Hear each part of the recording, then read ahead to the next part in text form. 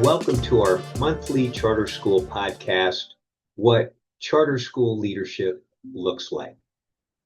Each month, we speak with a leader in the charter school sector to better understand how they land the plane while it's still being built.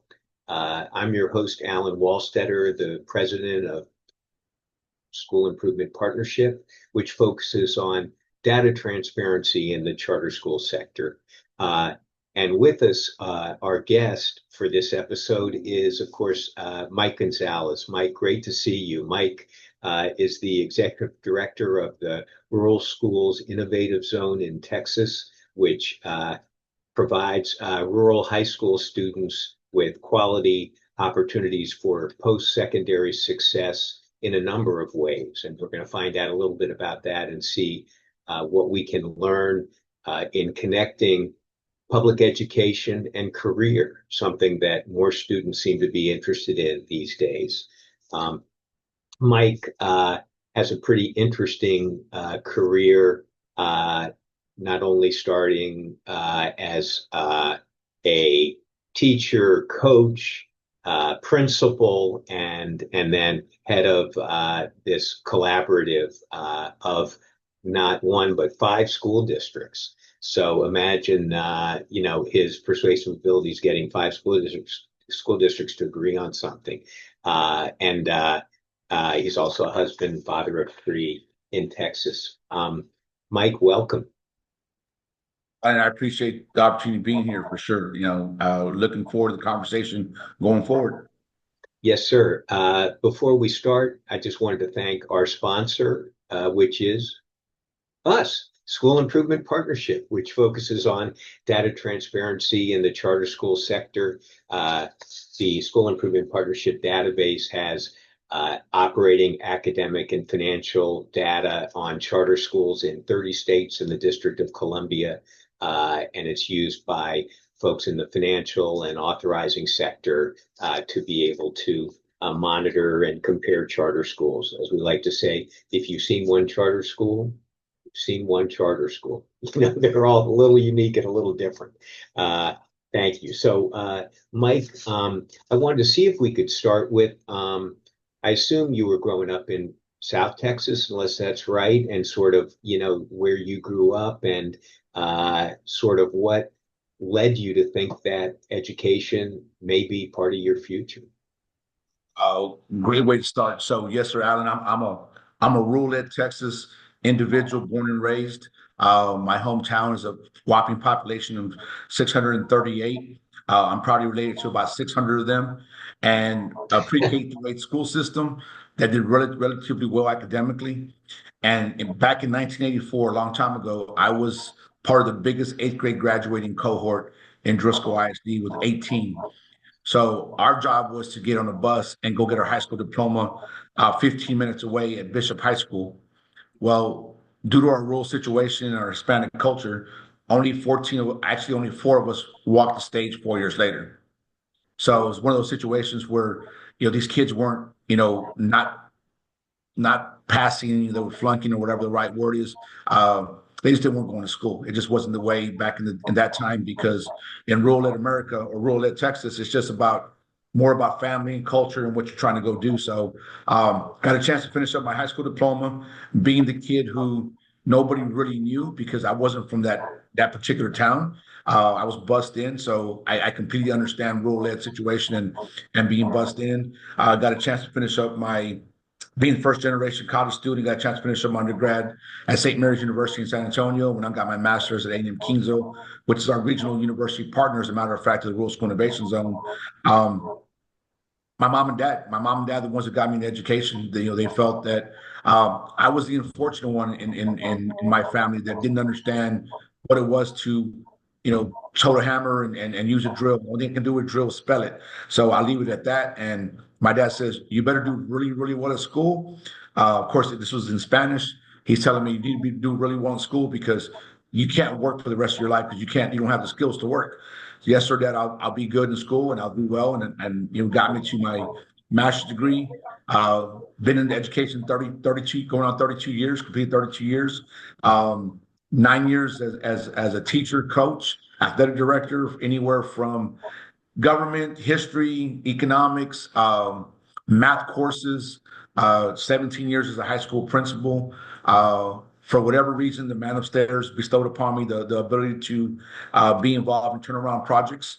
Um, from the beginning, my first year, we actually started a high school program as an administrator on the campus of A&M Kingsville. He led me to different campuses where we were improvement required, substandard academically, according to the state of Texas. Got a chance to turn around some high schools in that situation. And my last stint as a high school instructional leader I was at Fremont Collegiate High School. If you don't know the Fremont story is 9 consecutive years of failing the academic standards set forth by the state of Texas, 2 closure letters, get there year one. Unfortunately, I failed as a year one instructional leader on that campus. We did not meet standard, which ultimately led to year 9 in a row. In our year two, we progressed to a letter B, a B grade in the state of Texas, and pretty much it's been a B ever since. So that was a culmination of a lot of things, a combination of situations that we got an amazing leader in the spring of 2017 by the name of Steve Van Matry, and he transformed Fremont Collegiate High School into what we are right now, an opportunity area where kids are being transported to different districts to take advantage of specialized academies that allow for post-secondary opportunities and Sure. post-secondary success. So a good situation to be in for sure. Yeah, well, Mike, as you say that, it's interesting that, of the 18 students on that bus after eighth grade, four of you all walked, across the stage for high school, your diplomas. And it sounds like, and family's important to many of us, and it sounds like it was important to you. Was it, it sounds like your father's perspective on things was a little bit of that extra nudge. Oh, without a doubt, my dad worked extremely hard his entire life. I mean, he passed away at the age of 82, and he'd actually worked the day before we admitted him to the hospital before he took his last breath. So Oh, he was a grinder, he was a worker, and he instilled that work ethic in a wide variety with his 4 boys. Right, I'm the oldest of 4. Um, Fortunately, all 4 of us are in the educational realm, teaching and coaching, and in administrative capacities. But the work ethic was instilled at an early age, and again, in our culture and at my age, it was a situation where if you did really well in school, that's where you were going. If you didn't do really well in school, you learned a trade, and I didn't get in trouble. I'm not saying I was the smartest kid in the world, but I just didn't get in trouble. So my dad felt compelled to send me to school and make sure that I continue my education and my bachelor's and beyond. well, interesting. And it sounds like your little brothers all followed a little bit in those big bootsteps of yours. Yeah, yes, sir. It was more of a kick in the backside more than anything else for the 2 middle ones, because those 2 guys unfortunately were frequent flyers in principals' offices, getting in trouble a lot for being mischievous, but ultimately got their undergrad degrees and did those things. But because they were in trouble, they got into the at the time vocational educational track, and they learned some trades. So they're the 2 guys I call on when I need a socket replaced or a light bulb replaced or a tire change. So yeah, so ultimately my 2 degrees have done well for me, but unfortunately there's some everyday things that I still lack in. So I appreciate the trades very much. Oh yeah, which we'll talk about as we talk more about the cooperative. I think I felt like buried in there when you talk about your dad, and not to be personal, but I think about my dad, who passed away at 98. I like to think that the best parts of them that I can remember, I like to try to continue. They're not all perfect. No one's perfect. I know I'm not. But that's what I try to do. The best part, and my mom as well. You try to bring that forward into the world. Without a doubt, yes, sir. We talk in the society right now about social emotional and all these different things, and I knew without a doubt my dad loved me. I don't recall very many times he actually told me, but that was a different world we lived in back in those days. But mom was a stay-at-home mom until I literally graduated from college. Um, my mom and dad didn't believe in banks. We actually cashed our checks at the local food store and put money underneath the mattress and stored some money away in secret places. And so, very humble beginning. And that's why I tell my kids that I'm around, that there is not a poor story that I can't beat, because I just grew up right in a humble situation with parents that instilled a work ethic beyond belief, and I passed that on to my kids. Fortunately, my kids work extremely hard at what they go do. So. Work ethic's transformational. Parents and their influence again is can change a generation for sure. Absolutely. Well, as talk about that, I'm sure that experience with, your family and your journey can influence a second area we want to talk about, which is really your leadership style and how, and this may be a good starting point, perhaps not, but how did you get uh, 5 school districts to all coalesce around an idea that is quite, different than the focus of a lot of school districts historically, to, make it so that students have diverse pathways to post high school success. Yes, sir. Well, it started with the passage of Senate Bill 1882 in the state of Texas, which allowed for transformational change in school districts that were meeting state accountability system. So the original, the pillars, the godfathers of the rural school innovation zone. I call it the zone, where Brooks County ISD, Fremont ISD, and Freer ISD. Each one of those school districts had an F campus within their school district, and or multiple F campuses. So the state of Texas enacted Senate Bill 1882 that allowed us to do an in-district charter and redesign the way schools should be run and aligned in order to meet the academic requirements and needs of our students of rural South Texas. So that charter alignment in the very beginning, the inception of the zone, allowed for a lot of collaboration between the 3 communities that were coming together to forge ahead, not only instructionally and academically, but also for post-secondary success. So all 3 communities are poor in nature. They're at a 90% economic disadvantage rate on a daily basis. I mean, on a yearly basis. So we didn't have the resources necessary for our kids to really achieve past the high school, right? The brick and mortar of high school. So when we started pulling our resources together and started collaborating and providing specialized academies for our kids, we saw our kids start raising the bar of expectations for themselves. So once you start bringing that kind of data and those resources in front of local school boards and local leaders, it's almost drop the mic and walk out, right? Because they're actually seeing it within their own eyes of those things. But Guy, it wasn't a bed of roses, right? We had some situations where 2 years in a row, the vote to continue on with the in-district charter situation was 4-3 in 2 of our campuses or 2 of our districts. So we're on pins and needles every year. Are we continuing this journey one more year or not? And being a professional educator and not knowing anything else, it was kind of, it wasn't conducive to my blood pressure to wait till June to see if I was going to get renewed for the following year. But we got through it, and after year 2, after they saw some results in year 3, the renewal, we were 7-0, 7-0, 7-0 in all 3 school districts. So it was just a matter of basically putting the data, and you're a data person, that data doesn't lie, putting that in front of the adults that were there and giving them, putting a face and a name to the story was very important in our area and in rural communities, because we live with so much pride, both in what we do with our school districts and our community. So once you could put a name to a success story and they could see the face, they knew that gentleman's or that young lady's journey, and we were a part of their success because of what 3 school districts, living on the edge of what to do next in order to be successful, was transformational. And charter school is not a very well-versed word in South Texas, right? We have a lot of pride in our public school systems.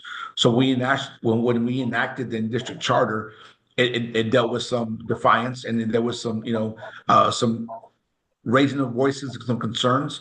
But once we started collaborating and doing it together, it wasn't a bed of roses to begin with. But once, like I said, once we started seeing, or the local school district started seeing the things that we did, it just resonated with them to continue on what we were doing, right?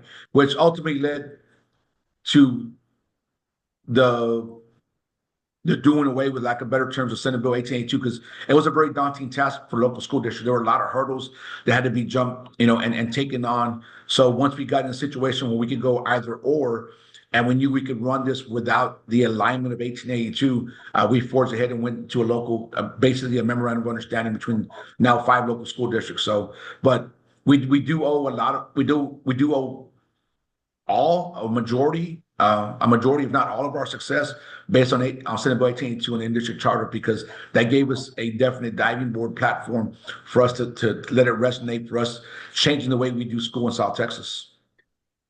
Sure. So on that, what was, it sounds like from your dad and just sort of your experience growing up, resilience was part of, what you grew up with.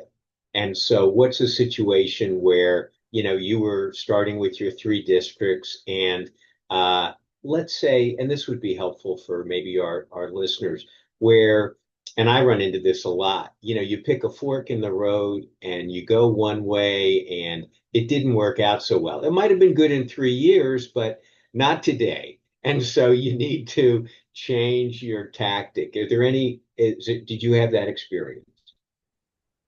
Well, there were multiple forks in just one road of a multiple fork road.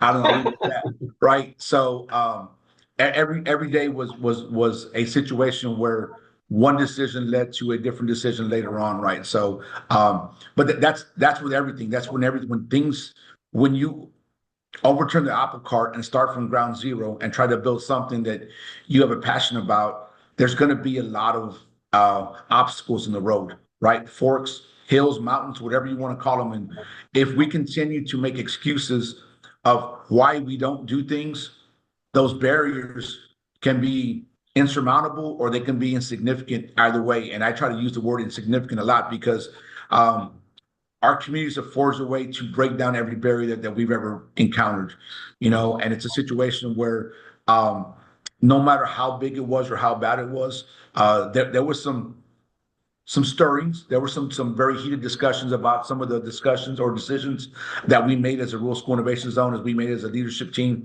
or that Mike Gonzalez made himself. But ultimately, I could put my head down at night and sleep because I knew we had the best interest of our kids. And if we would be mindful as adults of when we make these decisions, no matter how big or how small they are, if we keep that at the forefront of keeping our kids first, there's not a decision that we can make as an adult that would be a wrong decision.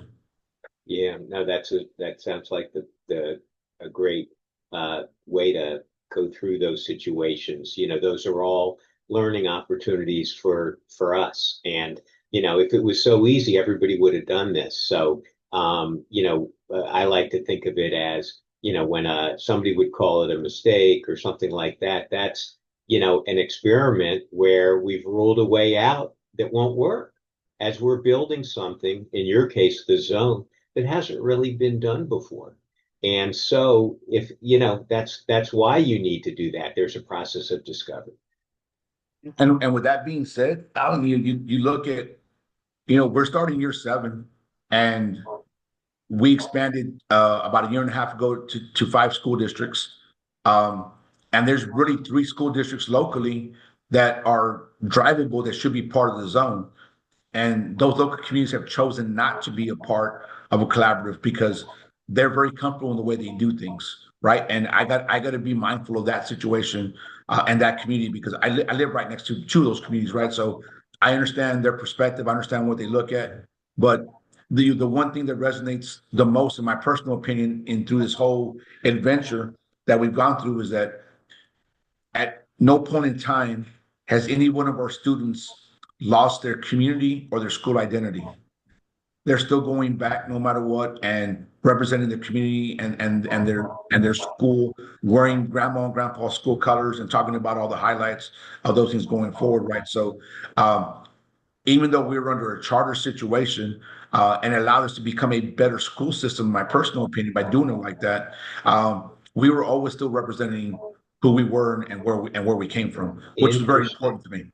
Yeah, well, and it sounds like that's important to the community. I think one thing that that charter schools have learned over these 30 years is that, and my experience is sort of this way as well, that the charter schools and groups, initiatives like yours that succeed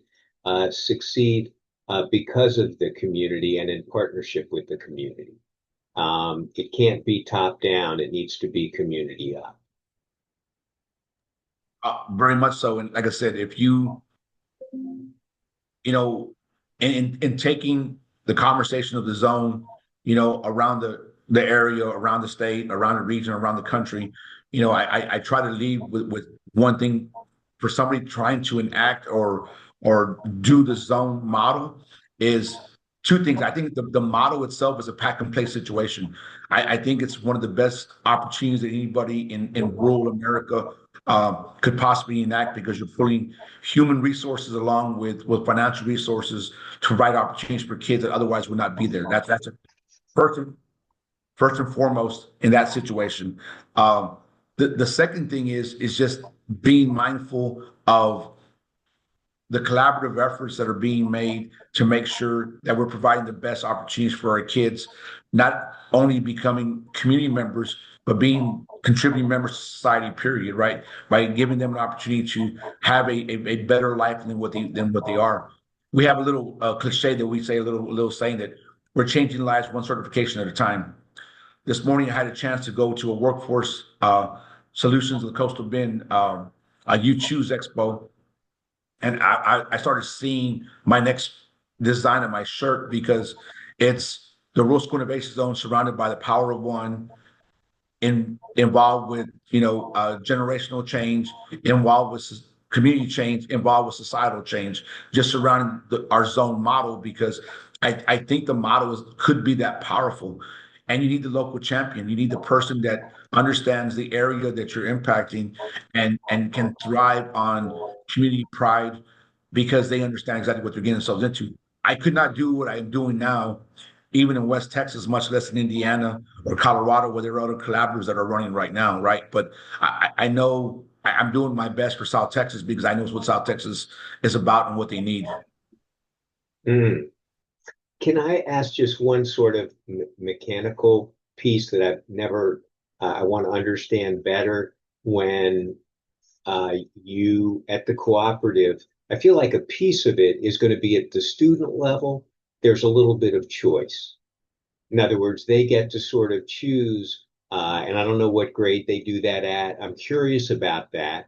And then I'm curious about how they, meet the Texas state requirements to graduate, plus they get, maybe a certification in the area. How does the cooperative juggle all that? Actually, sir, it's pretty simple. I mean, now mind you, 17 years of being a high school principal in rural Texas, I've had to wear many different hats, right? So I'm the CT coordinator, the principal, I'm the disciplinarian, I'm the bookkeeper. I got to drive a bus, I got to push a broom, whatever the situation is in rural Texas. So it allows you to have a very good understanding of what needs to get done, right? And within the capacity of meeting accountability standards and graduation requirements. So the state of Texas lines it out extremely well of what our requirements are. The great thing about our state, one of the many great things is there's no seat time. As long as we can show, mastery of essential knowledge and skills, our TEKS, then we can give credit to that kid. So I'll give you an example. We travel, our kids choose in the late fall, early spring of their eighth grade year on a career pathway they want to choose. We have specialized academies. So we have Next Generation Medical Academy, which is our health science academy, where our kids graduate with an EKG, phlebotomy, patient care tech, and certified medical assistant certification at the end of 4 years. That's going to be a PTEC model. Our North Star is to leave with an LVN associate's degree in 5 years, Mm. and possibly an RN in 6 years. Then we go to our Ignite Welding Academy, and it's a PTEC academy also, and you can graduate with an associate degree in welding, but a level one, level two in welding at the same time. Then you go to our brand new one. It's called Tradesman's Academy. They're housing our HVAC, our electrical, and our construction components for career pathway alignment. Then you go to our Grow Your Own Educator Academy, where we're aligned to the future educators of our rural area, aligned with our regional partner in A&M Kingsville to get into a certified area upon graduation from high school. And then we have our STEM Academy that deals with cybersecurity, robotics, and unmanned aerial flight. So Ah, our kids get an opportunity to choose from a wide variety of things, Alan, that they would not otherwise get a chance to do or even know about should our districts run in a silo mentality, meaning they're only worried about their kids in their area, right? Because our leaders, our five district leaders, are now seeing what we can do to make sure we have everything going for our entire region. So that's important. well, I see. Well, that focus is interesting. I know there's a charter school we work with in Allentown, Pennsylvania. They have a healthcare focus, and they created a community partnership with the local health system. $20 million from the health system, and all their graduates have a job. Amazing. We're not to that capacity yet. We just started with our regional health system, and we've had uh, we had a cohort of 26 and a cohort of 24 just graduate from the Health Science Academy. All 50 of them were given paid internships 2 summers, and out of the 57 of them were offered full-time jobs upon completion of their paid internship. So we're excited about where we're at right now, for sure. Oh yeah, well, I think on a percentage basis, that's probably impacting for more greater percentage of students than what folks are doing elsewhere. I wanted to talk about what lies ahead, and I understand that there was a bill signing in Austin, Texas, with respect to rural career and technical education. And you know, because of your work, you were very much present and part of that. Can you tell us about that? Yes, sir. Received an invitation. So um, to be present, I shouldn't say be a part, but be present in the signing of House Bill 120 with Governor Abbott and Representative Bell and students from Forney ISD. HB 120 represents the Rural Pathways Excellence Partnership cleanup bill that and RPEP was enacted in with House Bill 2209 back in the 2023 session.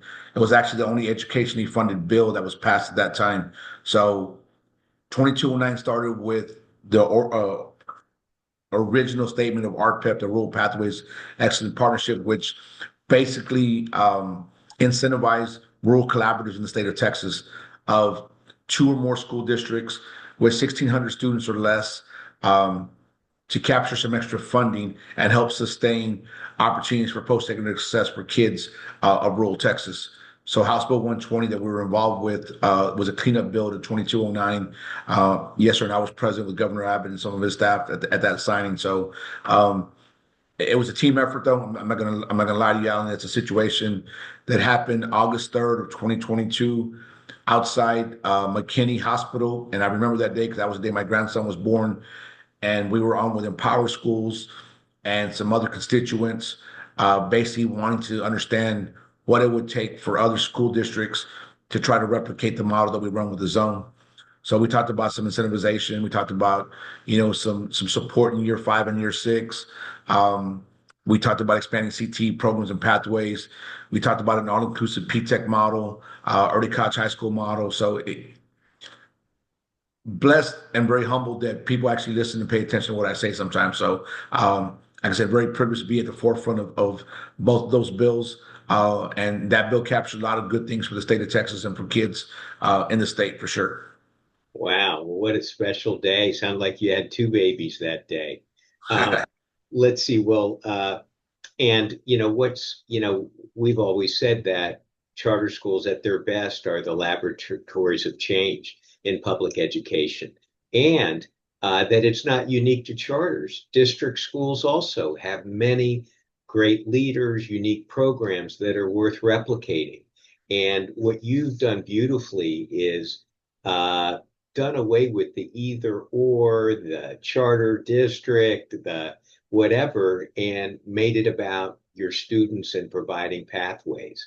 And when, as some people say, the adults get out of the way and instead make decisions in the best interest of the students, amazing things can happen. Without a doubt, and I take it even at a lower level. Um, in this job, Alan, dealing with a lot of great, phenomenal campus and district leaders. I tell my district leaders and I tell some of my local board members, you guys get out of the way of our principals, and a lot of great things will happen because the principals are boots on the ground. Our principals in the zone truly understand what their kids, individual kids needs are, right? And how we can collaborate and make it easy. And sometimes, unfortunately, the decision is going to be made at a higher level. And sometimes the higher levels don't truly understand what we have or our intentions at the campus level, right? But that's okay, though. We've gotten a lot better at doing that. I have 5 amazing district leaders that are rowing in the same direction, the same speed, which has never been done before. We've always been rowing in the same direction. It's just sometimes there was only one oar in the water going that direction, which is okay, right? I mean, we've got through that. But as of right now, it's basically we're all in. All 5 districts, all 5 district leaders are fully embedded in the philosophy of providing opportunities for post-secondary success for rural ed students in South Texas, and we're looking forward to what the future has for our kids. Sure. Well, I want to close with a quote from an author I really like, Abraham Verghese. He wrote a couple of books, including The Covenant of Water.